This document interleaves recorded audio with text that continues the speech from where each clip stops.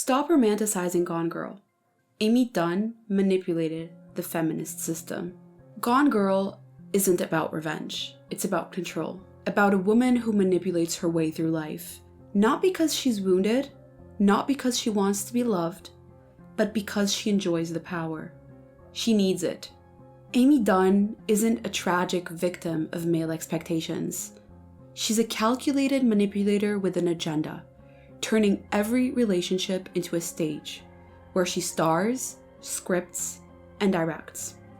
And the worst part, she knows she's doing it. Gone Girl is a warning. And for some people, it's not fiction. Because if you have ever been accused, blamed for someone else's chaos, or seen the truth distorted beyond recognition, this film might hit you close to home. When Amy first goes missing, she lays out an image of the perfect wife, painting herself as sweet, loyal, and beautiful. But notice the way she choreographs everything. From the carefully arranged kitchen to the staged blood in the bathroom, she manipulates everyone around her to believe her disappearance was a random tragedy. It's not just control, it's a well-planned performance. Amy is not an icon. She is a narcissist in disguise. Gone Girl is not about a feminist anti-hero. It's about a woman who makes everything about herself, regardless of who she hurts in the process. Amy's entire narrative is built around manipulation. She constructs an alternate reality, then forces everyone to play along. That's not empowerment, it's something far darker. It's a textbook case of narcissistic traits. Grandiosity, lack of empathy, exploitation, just as outlined in the DSM-5. Amy's behavior aligns closely with what is known as coercive control, a persistent pattern of dominating, isolating, and manipulating someone, often without laying a finger. Amy's version, rewriting reality to make herself the center of it. And when society defaults to the idea that women cannot be the aggressors, it makes people like Amy more dangerous, because they know that they will be believed. The staged diary entries reveal Amy's grandiosity. In one, she writes, "I'm so scared of being misunderstood." But in reality, she's manipulating every person she comes into contact with, including the audience, fabricating emotions that are far from genuine. This is not a woman seeking love. This is a woman in control of the narrative, writing her own version of reality. The cool girl monologue is not self-aware. It's a tactic. People love quoting it like it's gospel, but really, it's one of the most disturbing parts of the story. Because Amy isn't just describing a role that women are forced into, she is proudly admitting that she chooses to weaponize it.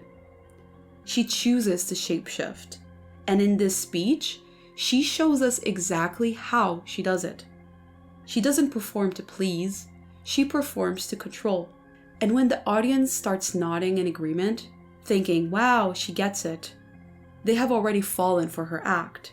This is a classic example of impression management, a concept in social psychology where someone shapes their image to control how others perceive them. Amy isn't just reacting to misogyny, she is using it as a tool. She's playing the victim and the puppet master at the same time. And in a world where female pain is almost automatically validated and male pain is often doubted, someone like Amy can thrive in plain sight. Because when manipulation wears the mask of feminism, it becomes nearly untouchable. This blend of self-awareness and manipulation is often seen as malignant narcissism, where charm is used to seduce and deceive, not to connect with other human beings. Amy says it best. "I'm the cool girl. I'm hot, I'm fine, I'm bouncy." This speech isn't about her reflecting on societal expectations. It's her bragging about how she uses them to manipulate men into loving her. She's not just performing to fit in, she's performing to gain control. The fact that the audience sympathizes with her only makes the manipulation more insidious. And Nick saw it, he just didn't listen to himself. One of the most chilling things is how visibly uncomfortable Nick Dunne is around her from the very beginning. His body language, his guarded answers, the emotional deadness. He knew that something was off. But like so many people that end up in relationships with manipulators, he ignored his own intuition. This is something that we often see in trauma bonds, where a cycle of affection and abuse causes victims to stay attached even when they feel unsafe. In Nick's case, you can see his cognitive dissonance building, where his internal discomfort clashes with the external image of a perfect wife. And by the time he figured out the truth, she had already rewritten the entire story. This is why false accusations can be so damaging. Not just legally, but psychologically. They trap people in narratives they didn't write, with consequences they didn't deserve. From the very beginning of their marriage, Nick's discomfort with Amy is palpable.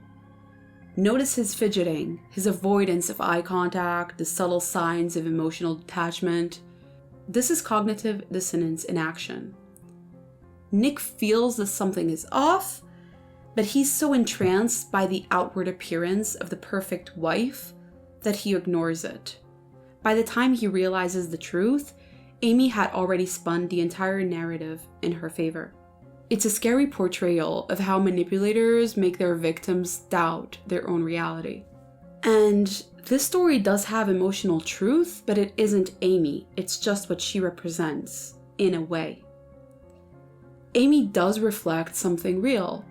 A lot of women do perform.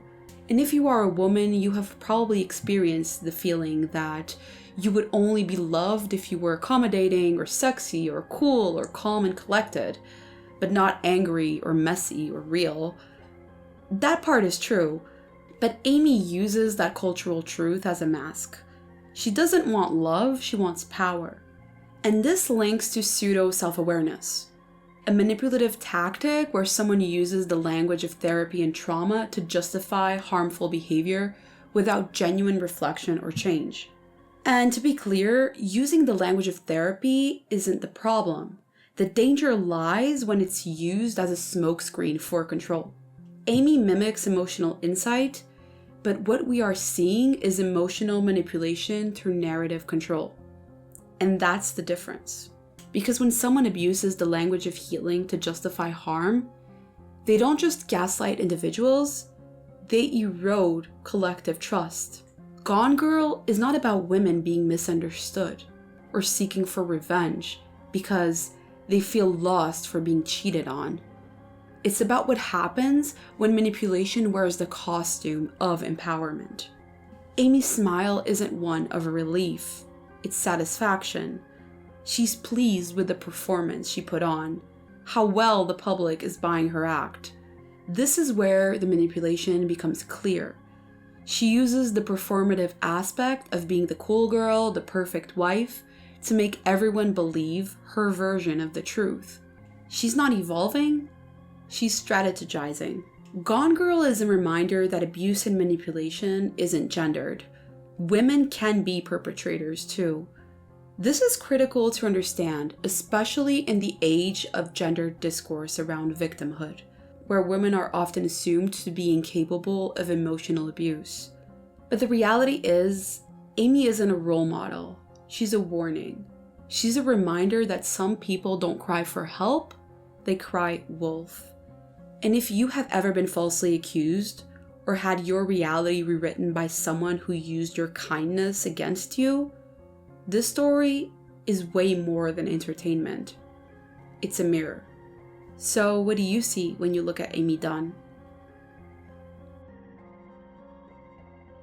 Thank you for watching, and I will see you on the next one. Bye.